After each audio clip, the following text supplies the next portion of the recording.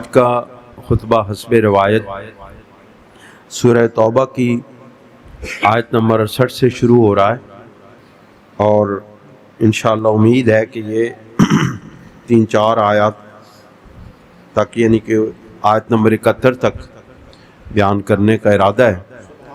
اللہ تعالی ہمیں عمل کی توفیق عطا فرمائے اور قرآن حکیم کو سمجھنے کی توفیق عطا فرمائے۔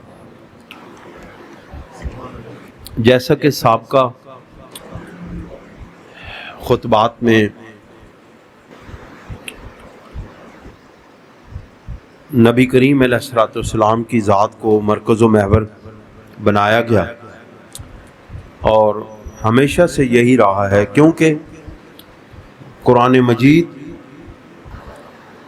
کی تعلیمات کی اصل بھی یہی ہے کہ حضور سرور دو عالم صلی اللہ علیہ وآلہ وسلم کی ذات پاک سے جو اللہ تعالیٰ کی معرفت نصیب ہوئی ہے وہ انسانیت تک پہنچائی جائے، اور وہ اس وقت تک نہیں ہو سکتی، اللہ تعالیٰ کی معرفت حاصل نہیں ہو سکتی جب تک رسول اللہ صلی اللہ علیہ وآلہ وسلم کی معرفت نصیب نہ ہو جائے۔ اللہ کریم نے اپنے پیارے محبوب صلی اللہ علیہ وآلہ وسلم کی ذات اقدس کے خلاف ہونے والی سازشوں اور آپ علیہ الصلوۃ والسلام کے خلاف کی جانے والے اقدامات اور جن لوگوں نے میرے آقا و مولا حضور پر نور سید دو عالم صلی اللہ علیہ وسلم کے خلاف اقدامات کیے، ان کے کردار، ان کے دنیا اور آخرت کے بارے میں جو ان کے کردار کے نتائج ہیں، ان کو قرآن مجید نے بڑے کھول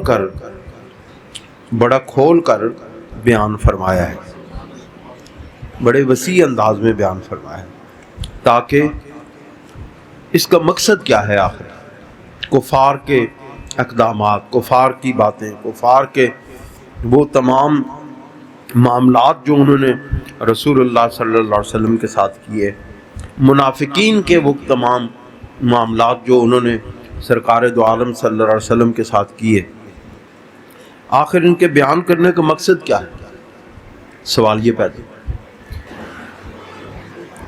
ہمیں جو بات سمجھ آئی ہے وہ یہ ہے کہ ان تمام کفار و منافقین کے کردار کو واضح کرنے کا مقصد یہ ہے کہ جب بھی کوئی میرے محبوب صلی اللہ علیہ وآلہ وسلم سے اپنا تعلق غلامی بنائے، اس کو ان کفار اور منافقین کے طرز عمل کو پیش نظر رکھتے ہوئے ان تمام اعمال اور تمام کرداروں اور تمام عقائد سے اپنے آپ کو دور رکھنا پڑے گا۔ اگر کوئی سمجھے کہ میں رسول اللہ صلی اللہ علیہ وسلم کے بارے میں وہی نظریات اور وہی باتیں اور وہی عقائد اور وہی اعمال اور وہی کردار اور سب کچھ اسی طرح کرتا رہوں، بس صرف میں کلمہ پڑھتا رہوں، تو میرا ایمان قابل قبول ہوگا، لیکن یہ بات نہیں ہے، کیونکہ سرکار دو عالم صلی اللہ علیہ وسلم کی ذات اتنی عظیم ہے، اتنی عظیم الشان ہے، اتنی رفعت و بلندی والی ہے کہ اس ذات بابرکات کے ساتھ تعلق اتنا نازک ہے کہ وہاں زبان سے نکلا ہوا لفظ تو درکنار، کوئی قدم اٹھا ہوا تو درکنار، وہاں تو دل میں آئی ہوئی بات کی بھی گرفت ہوتی ہے بارگاہ الہی میں۔ اللہ تعالیٰ نے منافقین کے بارے میں ارشاد فرمایا کہ وعد اللہ المنافقین والمنافقات والکفار نار جہنم خالدین فیہا۔ اب یہاں پہ پچھلی وہ تمام باتیں جو منافق کرتے تھے، جو اہل اللہ کا مذاق اڑاتے تھے، جو صحابہ کرام کا مذاق اڑاتے تھے، جو رسول اللہ صلی اللہ علیہ وسلم کے اقدامات پر تنقید کرتے تھے، ان تمام لوگوں کی ان تمام تنقیدوں، اقدامات اور تمام چیزوں کو پیش نظر رکھتے ہوئے اللہ تعالیٰ نے اب فیصلہ کر دیا کہ جو منافق ہیں، جن کو، یعنی کہ منافق کون ہوتا ہے؟ جس کی زبان پر تو کلمہ جاری ہو لیکن اس کے دل کے اندر نفاق موجود ہو، اور دل سے اس نے اسلام، رسول اللہ صلی اللہ علیہ وسلم اور اللہ رب العزت کی ذات پر ایمان نہ لایا ہو، اس کو منافق کہتے ہیں۔ اور کافر کی تعریف یہ ہے کہ وہ علی الاعلان مخالفت کرتا ہے۔ منافق علی الاعلان مخالفت نہیں کرتا۔ منافق جو وہ پیچھے بیٹھ کے اقدامات، پیچھے بیٹھ کے سازشیں کرتا ہے، پیچھے بیٹھ کے لوگوں کے دلوں کے اندر شکوک و شبہات ڈالتا ہے کہ رسول اللہ صلی اللہ علیہ وسلم نے یہ بھی، سرکار دو عالم صلی اللہ علیہ وسلم کی بات ہے، یہ بھی بات ہے، وہ بھی ہے، ایسا کیوں کیا، ویسا کیوں کیا۔ یعنی سرکار دو عالم صلی اللہ علیہ وسلم کے جو اعمال، جو ان کے فیصلے ہیں، ان کو تنقید کا نشانہ بناتے اور لوگوں کے دلوں کے اندر شک ڈالتے۔ یہ منافقت ہے۔ اللہ کریم نے فیصلہ کر دیا کہ اب یہ تمام اقدامات جو تمہارے سامنے ہیں مومنوں رکھے گئے ہیں کفار و منافقین کے، تو اب وعد اللہ المنافقین والمنافقات، کہ یہ اللہ کا وعدہ ہے منافق مردوں کے لیے اور منافق عورتوں کے لیے۔ اس میں مرد اور عورتیں سب شامل ہیں۔ جو بھی مرد عورتیں دین اسلام کے خلاف، رسول اللہ صلی اللہ علیہ وسلم کی تعلیمات کے خلاف، ذات رسالت میں آپ صلی اللہ علیہ وسلم کے خلاف جو کوششیں کرتے ہیں، جو باتیں کرتے ہیں، وہ تمام کے تمام لوگ اس زمرے میں، عورتیں اور مرد سب شامل ہیں۔ اللہ کریم فرماتے ہیں کہ اللہ رب العزت کا یہ ان منافقوں، مردوں اور عورتوں اور کفار سے، یعنی کفار مرد عورتیں، منافق مرد عورتیں، ان سب سے ہمارا یہ وعدہ ہے، اللہ کا وعدہ ہے، نار جہنم، آگ، جہنم کی آگ کا وعدہ ہے۔ اور یہ صرف ایسے نہیں کہ بس گزار دیا، ایسے چلا دیا اور گئے، مگر کہ آج کل آپ سوشل میڈیا پہ، الیکٹرانک میڈیا پہ بہت سارے جدید مفکرین کی، جنہوں نے اپنے آپ کو جدیدیت، یعنی اس کو آپ اصطلاح میں، اسلامی اصطلاح میں متجدد کہتے ہیں، یعنی جو خود مجدد بننے کی کوشش کرتا ہے۔ مجدد ہوتا نہیں ہے، مجدد تو ہوتا ہے جو دین کے اصولوں کے اندر جب بگاڑ پیدا ہو جائے، اس کو درست کرنے والے کا نام، اس کا جو ٹائٹل ہے یا اس کا جو درجہ ہے، اس کو مجدد کہتے ہیں۔ اب ہر کوئی نہیں میں اٹھ کے کہہ دوں میں مجدد، وہ مجدد، وہ مجدد کو بننا آسان ہے؟ تو وہ اللہ کریم آج کل کے جدید دور کے جو متجددین ہیں، مگر کہ غامدی صاحب ہو گئے یا دوسرے لوگ ہو گئے، وہ یہ کہتے ہیں کہ بس کفار تھوڑی سی دیر کے لیے جہنم میں جائیں گے، پھر وہ ختم ہو جائیں گے، پھر ان کو جنت میں لے جایا جائے گا۔ کیونکہ ان کا مقصد وہی ہے جس طرح جبریہ اور قدریہ کا تھا، کہ وہی ان کا بھی مذہب ہے کہ اللہ تعالیٰ ہمیشہ کے لیے کسی کو سزا نہیں دیتا، جتنا کسی کا جرم ہوتا ہے اتنی سزا دیتا ہے۔ اور یہ کفر کرنا بھی ایک جرم کی حد ہے، جب وہ حد پوری ہو جائے گی ان کو جہنم سے نکال دیا جائے گا۔ لیکن یہ قرآن و سنت کا یہ نظریہ قرآن مجید کے نص قطعی کے خلاف ہے۔ اللہ کریم فرماتے ہیں نار جہنم خالدین فیہا، کہ وہ ہمیشہ کے لیے ابد الآباد تک اس جہنم کے اندر رہیں گے، نار جہنم کے اندر رہیں گے۔ یہ حسبہم، بس یہی ان کے لیے کافی ہوگا۔ وَلَعَنَهُمُ اللَّهُ وَلَهُمْ عَذَابٌ مُقِيمٌ، اور اللہ تعالیٰ کی ان پر لعنت ہے۔ لعنت کا مطلب کیا ہوتا ہے؟ آج کل ہمارے ہاں یہ بھی ایک بات چل پڑی ہے کہ لعنت کرنا بھی ہمارے اندر ایک رواج بن چکا ہے۔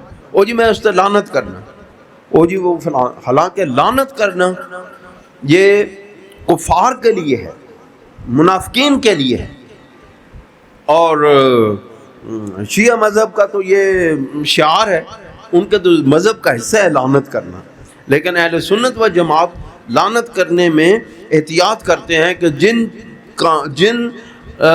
کیٹیگریز پر اللہ اور اس کے رسول نے لعنت کی ہے اس پر تو آپ لعنت کر سکتے ہیں، لیکن جن پر اللہ تعالیٰ اور رسول اللہ صلی اللہ علیہ وسلم نے لعنت نہیں کی ان پر لعنت کرنے کا آپ کو اختیار حاصل نہیں ہے۔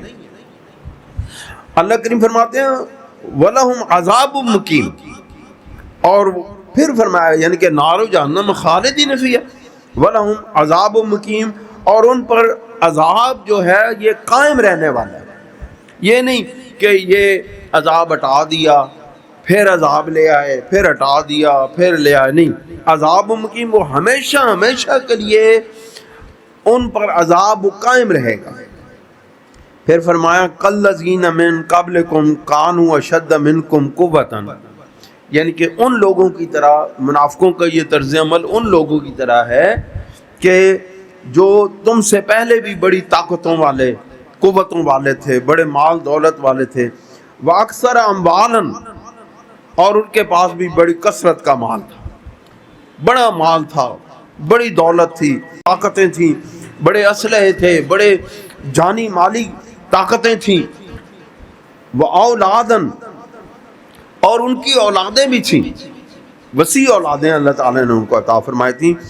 فَاسْتَمْتَعُوا بِخَلَاقِهِمْ، پس انہوں نے اپنے اس طاقت، قوت، اولاد، کثرت مال سے اپنا حصہ پا لیا، انہوں نے فائدہ اٹھا لیا، یعنی اللہ تعالیٰ نے ان کو جو مال دیا، اولاد دی اور جو قوتیں عطا کی تھیں ان سے انہوں نے فائدہ حاصل کر لیا۔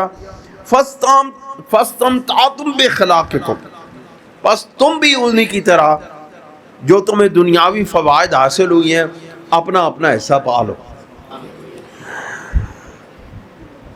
کَمَا اسْتَمْتَعَ الَّذِينَ مِن قَبْلِكُمْ، جس طرح تم سے پہلے لوگوں نے فائدہ حاصل کیا تھا، بِخَلَاقِهِمْ، اپنے حصے کا جو پہلے فائدہ حاصل کیا تھا اس طرح کرو۔ وَخُذْتُمْ كَالَّذِي خَاضُوا، اور اے کفار و منافقین تم نے بھی اسی طرح مال و دولت، اسباب، اولاد، ہر چیز سے فائدہ حاصل کر لیا جس طرح تم سے پہلے انبیاء علیہ السلام کے ساتھ مخالفت کرنے والوں کفار اور منافقین نے فائدہ حاصل کیا تھا، اس طرح تم نے بھی وہ فائدہ حاصل کر لیا ہے۔ وَخُذْتُمْ كَالَّذِي خَاضُوا، اور جس بےہودگی میں وہ پڑے تھے تم بھی اسی بےہودگی میں پڑ جاؤ۔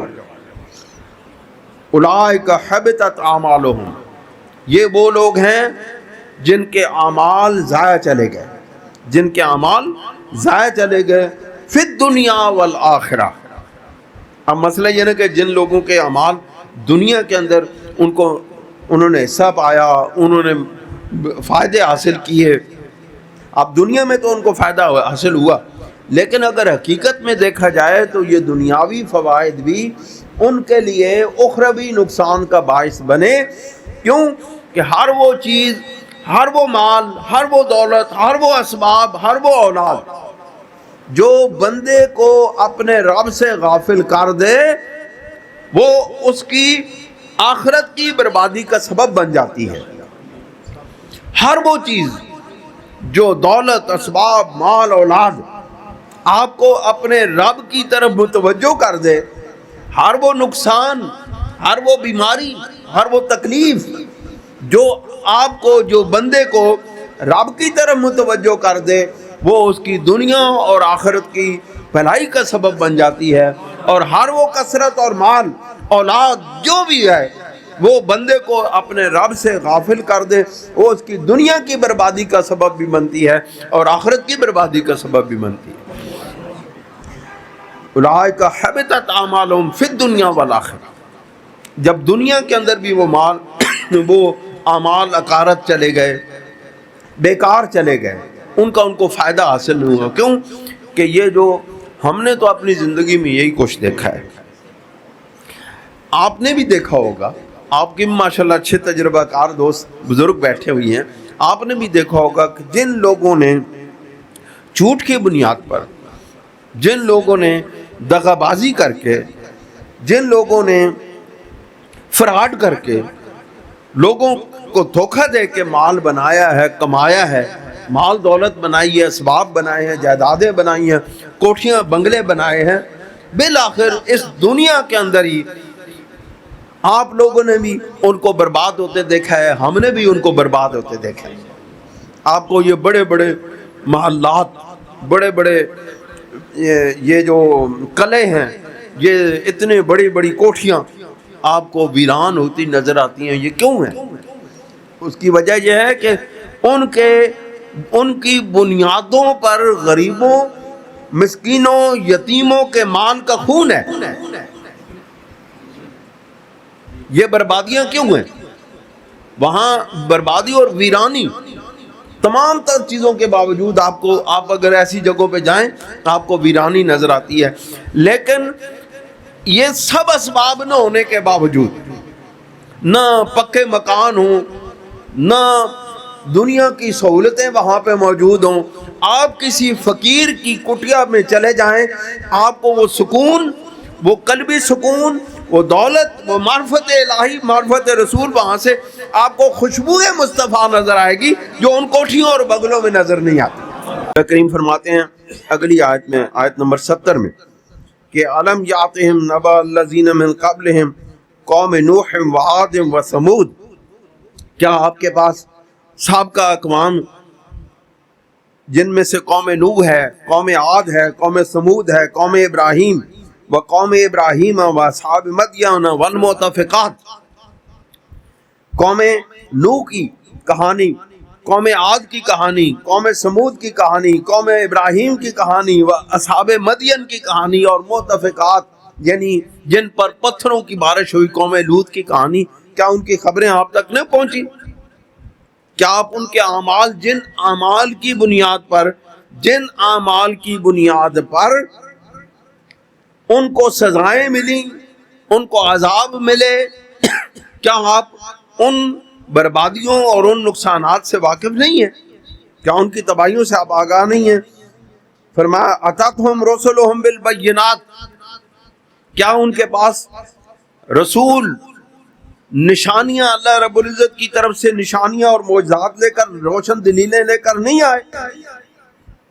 فما کان اللہ لیظلمہم، پس اللہ رب العزت کسی پر ظلم نہیں کرتا۔ اللہ رب العزت جب تک حجت قائم نہ کر لے، جب تک دلیل روشن قائم نہ کر لے، اللہ رب العزت کسی پر ظلم نہیں کرتا۔ آج آپ موجودہ دور کے حالات کا جائزہ لیں، آپ کو معلوم ہوگا کہ اس وقت الہاد یعنی بے دینی اور خدا کا انکار اور اللہ رب العزت کی ذات کا انکار اور دین کا انکار اور انبیاء علیہ السلام کا انکار بڑے غیر محسوس طریقے سے، بلکہ اب تو محسوس طریقہ ہو گیا ہے، لوگوں کے، ہمارے نوجوانوں کے ذہنوں کو خراب کیا جا رہا ہے اور ان کو بتایا جا رہا ہے کہ یہ جو برے اعمال ہیں، اگر کوئی برائیاں کرتا ہے جن کی بنیاد کے اوپر مسلمانوں کا یہ عقیدہ ہے کہ ان کو سزا ملے گی، یہ ان کے اپنے تو نہیں ہیں، یہ تو اللہ رب العزت کے پیدا کردہ اعمال ہیں۔ یہ تو اللہ تعالیٰ، وہ اتنا قادر مطلق ہے، وہ اگر چاہے، یہ بات حضرت امام ربانی مجدد الفسانی رحمۃ اللہ علیہ نے یہ اس بات النبوت کے اندر بھی نبوت کے دلائل پر یہ بات بیان کی ہے۔ انشاءاللہ اس کی شرح مکمل ہو گئی ہے، ان قریب اس کی اشاعت کا سلسلہ شروع ہو جائے گا۔ آپ نے فرمایا کہ اللہ رب العزت نے یہ سوال مولدین کی طرف سے اس وقت کا بھی ہے، آج سے 400-500 سال پہلے بھی مولدین نے یہ سوال اٹھایا تھا کہ جس وقت لوگوں کو اپنا کام کرنے کا اختیار نہیں ہے، بلکہ اللہ رب العزت قادر مطلق ہے، وہ چاہے تو کسی بندے کو نیکی کی توفیق دے اور وہ اس کا یہ حکم اور یہ کام ہے، اور بات تو کہتے ہیں اس کی یہ ذمہ داری ہے کہ وہ اپنے بندوں کو برے کاموں سے روک دے اور نیکیوں کا اختیار دے۔ اب امام ربانی رحمۃ اللہ علیہ ارشاد فرماتے ہیں اگر ایسا ہو جائے تو کل ان لوگوں نے ہی یہ سوال کرنا ہے کہ بندوں کو تو مجبور محض پیدا کر دیا گیا ہے، اب ان کو تو اختیار ہی نہیں دیا گیا ہے، ان کی کوئی حیثیت نہیں ہے، سب کام اللہ تعالیٰ نے اپنے ہاتھ میں رکھے ہوئے ہیں، تو آپ بندوں کو پیدا کرنے کا مقصد کیا ہے؟ حقیقت یہ ہے کہ اللہ تعالیٰ نے بندوں کو اختیار دیا ہے، بندوں کو ایک حد تک اختیار دیا ہے، اور اپنے اعمال پر ان کو توفیق حاصل کرنے کی کوشش کی اجازت عطا فرمائی ہے اور طاقت دی ہے۔ یعنی بندہ کوشش کر کے نیکی بھی حاصل کر سکتا ہے اور بندہ کوشش کر کے بدی کی طرف بھی جا سکتا ہے، یہ اختیار بندے کو حاصل ہے۔ فرمایا ولا فما کان اللہ لیظلمہم، اللہ رب العزت پر یہ نہیں ہے، اس کو یہ بات گوارا نہیں ہے، اس کی ذات اس بات سے بہت بلند ہے، یہ اس کی شان نہیں ہے کہ وہ کسی پر ظلم کرے، ولیکن کانوا انفسہم یظلمون، بلکہ لوگ تو وہ ہیں جو اپنی جانوں پر خود ظلم کرتے ہیں۔ اللہ رب العزت نے ہدایت کے سارے سامان مہیا کیے، اللہ رب العزت نے تو کتابیں نازل کی، اللہ رب العزت نے تو اپنے انبیاء علیہ السلام کو ہدایت اور نشانات اور معجزات دے کے بھیجا تاکہ لوگوں کو جا کے ہدایت دیں۔ اب یہاں پر اللہ رب العزت ان منافقوں کے بارے میں بات کرنے کے بعد اب ان کی شان، ان کی عزت، ان کی آبرو، ان کا عظمت کو بیان کر رہے ہیں، جو انہوں نے رسول اللہ صلی اللہ علیہ وسلم کی غلامی کا پٹا اپنے گلے میں ڈال لیا ہے،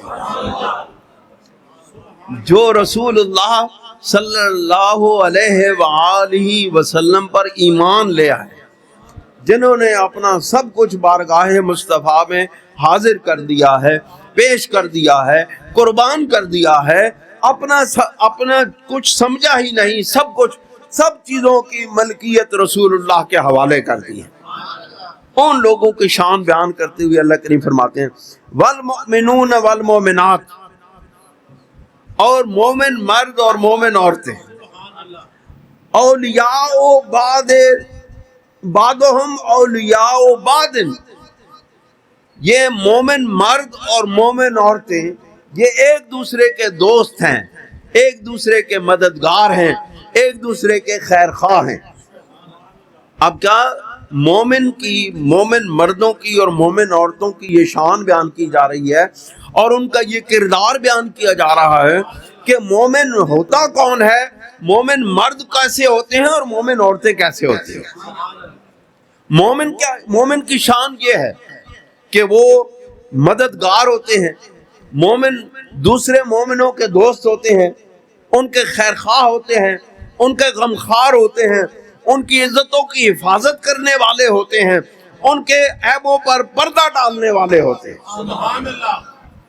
مومن کی شان یہ ہے، مومن دوسرے مومن کے لیے سرکار دو عالم صلی اللہ علیہ وسلم نے ارشاد فرمایا، ایک مومن دوسرے مومن کی طرح مومن کے لیے اس طرح یکجان ہے کہ اگر کسی ایک مومن کے پاؤں میں کانٹا چبھ جائے تو جس طرح پورے جسم کو تکلیف ہوتی ہے، اس طرح اگر کسی مومن کو ذرا سی تکلیف ہو جائے تو تمام اہل ایمان کا معاشرہ متحرک ہو جاتا ہے، اس کو تکلیف پہنچتی ہے اور وہ اپنے مومن بھائیوں کی تکلیف کو دور کرنے کے لیے کوشاں ہو جاتے ہیں۔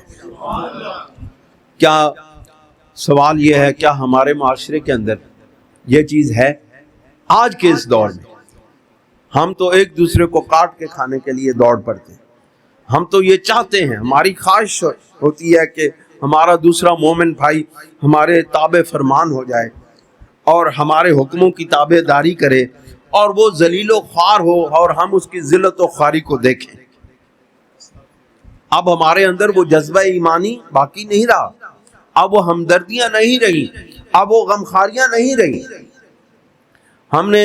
ہم بچپن میں تھے تو ہم نے دیکھا، اپنی آنکھوں سے یہ بات دیکھی کہ غمخاری اور محبت کا یہ عالم تھا کہ اگر ہمارے خاندان کے اندر اس وقت ہمارے گاؤں جو ہے نا وہ بھرپور آبادی کے ساتھ تھا، اوپر بھی آبادی، اوپر بھی رشتہ دار، نیچے بھی، اب تو سب ادھر ادھر چلے گئے۔ تو ہم نے یہ دیکھا کہ اگر کوئی ہمارے خاندان کے کسی بزرگ کو کوئی تکلیف پہنچتی تو رات کو جو ہے نا یہ لالٹینیں لوگ ہاتھ میں لیے ہوئے، ٹارچیں ہاتھ میں لیے ہوئے اس کے گھر پہنچ جاتے تھے اور اس کی خبرگیری کرتے تھے اور اس کی تکلیف کے دور کرنے کی کوشش کرتے تھے. لیکن آج وہ چیز نظر نہیں آتی. کیوں؟ ہم مومن یہ اللہ تعالیٰ نے جو فرمایا نا کہ بعضهم اولیاء بعض، اب یہ جو ولایت، اب یہ دوستی، اب یہ محبت کے سلسلے ختم ہو چکے ہیں. فرمایا دوسرا ان کا کردار یہ ہے کہ یامرون بالمعروف وینہون عن المنکر، کہ وہ نیکی کا حکم دیتے ہیں، نیکیوں کا حکم دیتے ہیں اور برائیوں سے روکتے ہیں. یہ بھی بہت بڑی ہمدردی ہے، کسی کو برائیوں سے روک دینا، کسی کو نیکیوں کے راہ پہ چلا دینا، یہ بھی بہت بڑی ہمدردی ہے، دوستی اور محبت ہے. وَيُقِيمُونَ الصَّلَاةَ، اور وہ نماز قائم کرتے ہیں. پہلے اپنے ارد گرد کے ماحول کے اندر ہمدردی کا ایک سلسلہ، ایک دوسرے کے ساتھ محبت و اخوت کو فروغ دینے کے بعد اب انسان کی ذاتی اللہ رب العزت کے ساتھ تعلق اور نسبت کی بات کی جا رہی ہے. وہ یقیمون الصلاۃ، اور وہ نماز قائم کرتے ہیں. وہ یؤتون الزکات، اور وہ زکوٰۃ ادا کرتے ہیں. وہ یطیعون اللہ ورسولہ، اللہ رب العزت اور رسول اس کے محبوب صلی اللہ علیہ وسلم، رسول پاک صلی اللہ علیہ وسلم کی اطاعت کرتے ہیں. اولئک سیرحم اللہ سیرحمہم اللہ، یہی وہ لوگ ہیں جن پر اللہ رب العزت عن قریب رحم فرمانے والا ہے. ان اللہ عزیز حکیم، بے شک اللہ رب العزت بڑی حکمتوں والا اور زبردست حکمتوں والا ہے. دوستو اور بزرگوں، اس کے اوپر ایک بہت خوبصورت حدیث میں لے کر آیا ہوں کہ جو لوگ اللہ تعالیٰ پر ایمان رکھتے ہیں، نماز قائم کرتے ہیں، روزے رکھتے ہیں، زکوٰۃ ادا کرتے ہیں، رسول اللہ صلی اللہ علیہ وسلم نے ان کی کیا شان بیان کی ہے. یہ حضرت ابو ہریرہ رضی اللہ تعالیٰ عنہ کی حدیث ہے. قال رسول اللہ صلی اللہ علیہ وسلم، کہ رسالت معاب صلی اللہ علیہ وسلم نے ارشاد فرمایا، فَإِنَّ حَقًّا عَلَى اللَّهِ مَنْ آمَنَ بِاللَّهِ وَرَسُولُهُ، کہ جو شخص اللہ اور اس کے رسول پر ایمان لے آیا، وَأَقَامَ الصَّلَاةَ، اور نماز قائم کی، وَصَامَ رَمَضَانَ، اور رمضان کے روزے رکھے، فَإِنَّ حَقًّا عَلَى اللَّهِ أَن يُدْخِلَهُ الْجَنَّةَ، تو یہ اللہ رب العزت پر یہ اعمال، اللہ رب العزت پر یہ بات لازم کر دیتے ہیں، واجب کر دیتے ہیں. حالانکہ اللہ پر کوئی چیز واجب نہیں ہے، لیکن یہ وجوب اللہ رب العزت خود اپنے اوپر لے رہا ہے. اب اس وجوب کی شان ہی بڑی الگ ہے کہ جو لوگ ایمان لائے، نماز قائم کی، روزے رکھے، فَإِنَّ حَقًّا عَلَى اللَّهِ، یہ اللہ رب العزت پر حق لازم ہو گیا، أَن يُدْخِلَهُ الْجَنَّةَ، اللہ رب العزت اس کو جنت میں داخل کر دے. حاجر فی سبیل اللہ، وہ اللہ رب العزت کی راہ میں اس نے ہجرت کی، اور جلس فی ارضہ التی ولد فیہا، یا اسی جگہ پر بیٹھا رہا جہاں پہ وہ پیدا ہوا ہے. قالوا یا رسول اللہ، یعنی اس تمام چیزوں کے باوجود وہ ایمان لایا، نماز قائم کی، روزے رکھے، اللہ رب العزت اس کو جنت میں داخل کر دے گا. قالوا یا رسول اللہ، لوگوں نے پوچھا یا رسول اللہ صلی اللہ علیہ وسلم، افلا نخبر الناس، کیا ہم یہ بات لوگوں کو بتا دیں؟ قال رسول اللہ صلی اللہ علیہ وسلم نے فرمایا، ان فی الجنت مئۃ درجۃ، آپ نے فرمایا ان لوگوں نو دسنی نہیں تو پھر تفصیل نہ دسو، اگلی گل بھی دسو کہ جنت کیسی ہے. صرف لوگوں کو بتا دو گے کہ سرکار دو عالم صلی اللہ علیہ وسلم نے ارشاد فرمایا کہ اللہ رب العزت پر یہ حق لازم ہو گیا کہ وہ اپنے بندوں کو جنت عطا کرے. اب لوگوں کو کیا معلوم ہوگا کہ جنت کیا ہے؟ ذرا سن لو جنت ہے کیا. آپ نے فرمایا قال ان فی الجنت مئۃ درجۃ، آپ نے فرمایا بے شک جنت کے اندر سینکڑوں 100 درجات ہیں. فرمایا اعدها اللہ للمجاہدین فی سبیلہ، جن کو اللہ رب العزت نے اپنی راہ میں جہاد کرنے والوں کے لیے منتخب کر لیا ہے. بین کل درجتین کما بین السماء والارض، اب ان جنت کے 100 درجات میں سے ہر درجے کے درمیان اتنا فاصلہ ہے جتنا زمین اور آسمان کے درمیان کا فاصلہ ہے. اتنی بلندی. اب ذرا تصور کریں. پھر فرمایا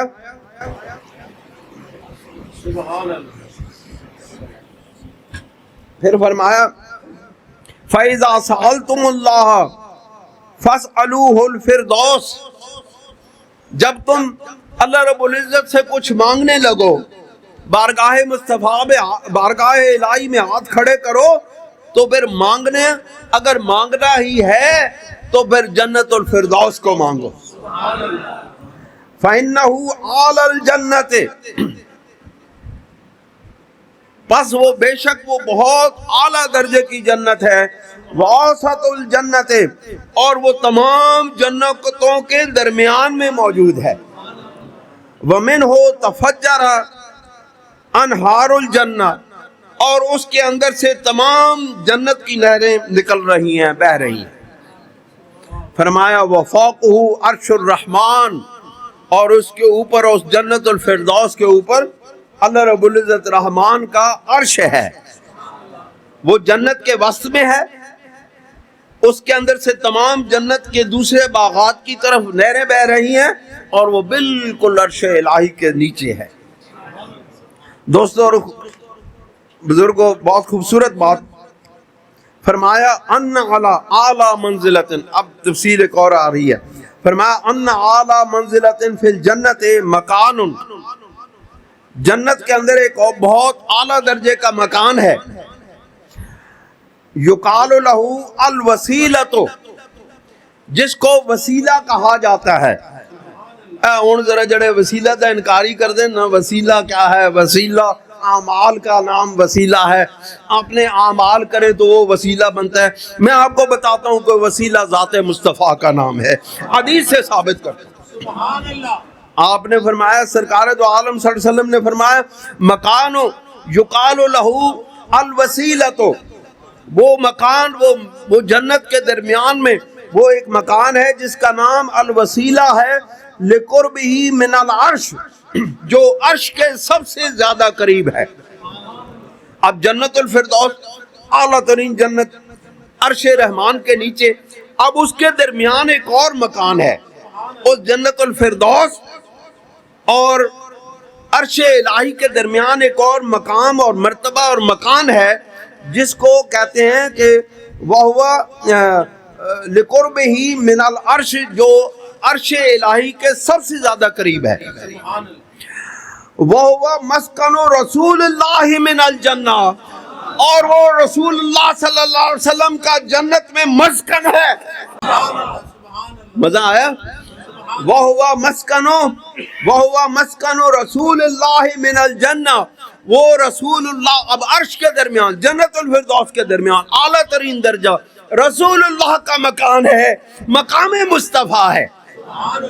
فرمایا کما قال الامام احمد بن حنبل، حضرت امام احمد بن حنبل رحمۃ اللہ علیہ نے بھی اسی طرح ایک حدیث بیان کی ہے، اور وہ ہے حضرت ابو ہریرہ رضی اللہ تعالیٰ عنہ سے. آج میں بڑے مسئلے واضح کرنے لگا نا. آپ نے فرمایا، ابو ہریرہ رضی اللہ تعالیٰ عنہ نے فرمایا ان رسول اللہ صلی اللہ علیہ وسلم قال، رسول اللہ کے بے شک رسول اللہ صلی اللہ علیہ وسلم نے ارشاد فرمایا اذا صلیتم، جب تم نماز پڑھو، جب تم درود پڑھو علیہ، مجھ پر. اذا صلیتم علیہ، جس وقت تم مجھ پر درود پڑھو، تو درود پڑھنے کے بعد پھر کیا کرو؟ فَاسْأَلُوا اللَّهَ لِيَ الْوَسِيلَةَ، پھر میرے لیے اللہ سے، اللہ کی بارگاہ میں میرے لیے وسیلہ طلب کرو. وہ وسیلہ کیا پوچھا گیا؟ یا قیل یا رسول اللہ صلی اللہ علیہ وسلم وما الوسیلۃ، پوچھا گیا یا رسول اللہ صلی اللہ علیہ وسلم وسیلہ کیا ہے؟ یہ دوستوں کو آگے جگہ دیں، جگہ خالی پڑی ہے، وہ بھائی کھڑے ہیں. آپ نے فرمایا قیل یا رسول اللہ صلی اللہ علیہ وسلم وما الوسیلۃ، وسیلہ کیا ہے؟ قال اعلی درجۃ فی الجنۃ، کہ وہ وسیلہ جنت میں اعلیٰ ترین درجے کا نام ہے. لا ینالھا، وہ کسی کو نہیں ملا ہے، الا رجل واحد، کسی ایک سوائے ایک شخص کے وہ اور کسی کو نہیں ملنے والا. فرمایا وَأَرْجُو أَنْ أَكُونَ أَنَا هُوَ، اور میں اس بات کی امید رکھتا ہوں کہ وہ وسیلہ کا درجہ سوائے میرے اور کسی کو ملنے والا نہیں ہے. دوستو اور بزرگوں، ٹائم ہو گیا، اگر آپ اجازت دیں آپ کی اجازت سے ایک حدیث پاک بیان کروں. فرمایا وفی صحیح مسلم، صحیح مسلم میں ہے، اور وہ حضرت عمر بن العاص رضی اللہ تعالیٰ عنہ سے روایت ہے، انہ سمع النبی صلی اللہ علیہ وسلم، وہ فرماتے ہیں کہ میں نے رسول اللہ صلی اللہ علیہ وسلم سے یہ سنا، جنہوں نے رسول اللہ صلی اللہ علیہ وسلم سے یہ سنا، یقول، سرکار دو عالم وہ کہتے ہیں، اذا سمعتم المؤذن، جب تم مؤذن کی آواز سنو، ایسے بڑا عقیدہ واضح ہو رہا ہے، اذا سمعتم المؤذن، جس وقت تم مؤذن کی آواز سنو یعنی اذان سنو، فقولوا مثل ما یقول، پس تم وہی جملے دہراؤ جو وہ کہہ رہا ہے، یعنی اللہ اکبر اللہ اکبر، اشہد ان لا الہ الا اللہ، اشہد ان محمد، جس طرح وہ کہتا ہے تم بھی کہتے چلے جاؤ. ثم صلوا علیہ، جس وقت اذان ختم ہو جائے تو مجھ پر درود پڑھو. یہ صحیح مسلم کی حدیث پاک. پھر سنا آپ نے فرمایا اذا سمعتم المؤذن فقولوا مثل ما یقول، کہ جس وقت مؤذن اذان دے تو تم وہی الفاظ دہراؤ جو وہ کہہ رہا ہے. ثم صلوا علیہ، پھر مجھ پر درود پڑھو. اب جو بندہ کہتا ہے نا اذان کے بعد درود پڑھنا ناجائز ہے، حرام ہے، وہ اس کو بتائے سرکار نے فرمایا، حکم دیا ہے، واجب ہے. یاد رکھیں، جس بات کا حکم صحیح حدیث سے معلوم ہو جائے کہ یہ رسول اللہ صلی اللہ علیہ وسلم نے عطا فرمایا ہے، وہ اصول فقہ کے مطابق وہ امت پر واجب ہو جاتا ہے.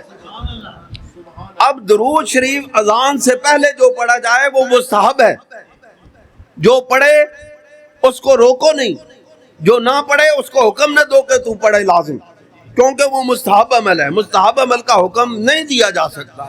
لیکن اذان کے بعد درود شریف پڑھنا واجب ہے. فرمایا ثم صلوا علیہ، پھر مجھ پر درود پڑھو، فإنہ من صلی علیہ صلاۃ صلی اللہ علیہ بہا عشرا، پس بے شک، یہ اصول ہے، پس بے شک جس نے مجھ پر ایک مرتبہ درود شریف پڑھا، اللہ رب العزت اس پر 100 مرتبہ درود، 10 مرتبہ درود شریف پڑھتا ہے. بندہ رسول اللہ پر درود پڑھ رہا ہے، اس بندے پر اللہ درود پڑھ رہا ہے. کتنا خوش قسمت ہے اور کتنا بڑا عمل ہے، کتنا نیک عمل ہے. درود شریف پڑھنا کتنا بلند عمل ہے. اس جیسا کوئی عمل ہو نہیں سکتا کہ بندہ پڑھتا رسول اللہ صلی اللہ علیہ وسلم پر درود ہے اور بندے رسول اللہ کی طرف متوجہ ہوتا ہے، اللہ اس کی طرف متوجہ ہو جاتا ہے. سبحان اللہ. فرمایا ثم صلوا لی الوسیلۃ، پھر جب وقت درود پڑھ لو تو پھر میرے لیے وسیلہ طلب کرو. فَإِنَّهَا مَنزِلَةٌ فِي الْجَنَّةِ لَا تَنبَغِي إِلَّا لِعَبْدٍ مِّنْ عِبَادِ اللَّهِ، وہ جنت میں ایک مقام اور مرتبہ ہے، منزل ہے جو ایک بندے کے سوا اللہ کے بندوں میں سے اور کسی کو نہیں ملنے والی. وَأَرْجُو أَنِّي أَكُونَ أَنَا هُوَ، اور میں امید کرتا ہوں کہ میں وہ بندہ ہوں جس کو وہ منزل وسیلہ ملنے والی ہے. فَمَنْ سَأَلَ لِيَ الْوَسِيلَةَ، سنو بہت خوبصورت بات، جس نے میرے لیے وسیلہ طلب کیا بارگاہ الہی سے، اب اس کو انعام کیا ملنے والا ہے؟ اس کو انعام کیا ملنے والا؟ جس نے بارگاہ الہی سے سرکار دو عالم صلی اللہ علیہ وسلم کے لیے وسیلہ طلب کیا، حلت علیہ الشفاعۃ یوم القیامہ، رسول اللہ فرماتے ہیں قیامت کے دن اس کے لیے مجھ پر شفاعت کرنا واجب ہو گیا.